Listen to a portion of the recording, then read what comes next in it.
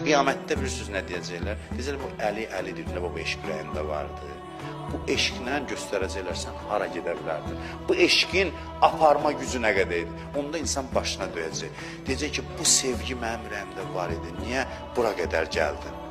Əlinin eşqi ilə adam mənim günümdə olar, adam özünü, mən özümə deyirəm. Bu boyda eşq sərmayəsini Allah mənim qəlbimə verib.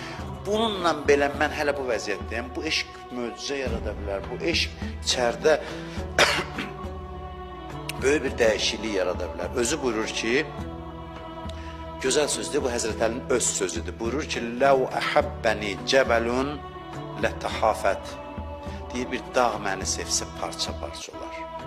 Nə deməkdir bu? Yəni, dağı əridər mənim eşqim. Yəni, inqilab yaradar içimizdə. İçimizdə onu təkəbbürü parça-parça eləyər.